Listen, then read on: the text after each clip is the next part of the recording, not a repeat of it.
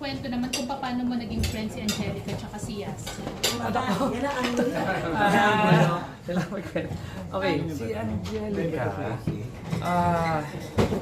actually sinatag kami eh. Parang siyang date. Kailan yun? Sinet up kayo A year. kasi? Hindi, pero parang with our friends. With my sister-in-law. And then yung friend niya. And then nagkwentuhan kami. Kailan yun? Pero single ka pa that time? Yes, o- yes. Single. Sino nag-set up ng date? Yung sister-in-law ko. Okay. Assistant secretary na siya ngayon. Siya, single din? Single din. That time? Yes. So, ba't hindi ano nangyari as na-develop yung Yung schedule niya and schedule ko. Hindi kami magtugma ng schedule.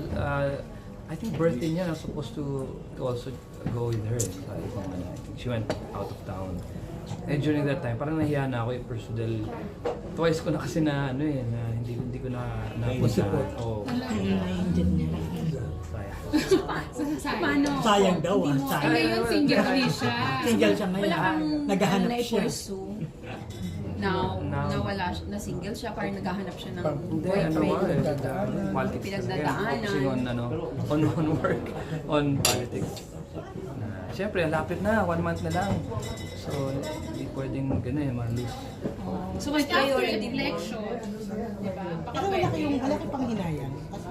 May hinayang? Sabi nga niya sayang. Hinayang. After election, pwede ba? May chance? My girlfriend ako ngayon eh. Non-showbiz. Sayang. Sayang. Pero parang Miss Cabiao siya. Miss Cabiao. Si Yasi naman, Kaibigan. Good friend. matagal mo na rin siyang kaibigan. Medyo, yes. So, sa ano naman, mahilig rin siya sa kotse. Sa kotse and sporty, sa gym. Sa gym. Yun lang. Ganda. Ano nagustuhan niyo kay Jen? Tsaka mabait. Ano nagustuhan mo? Yun na nga.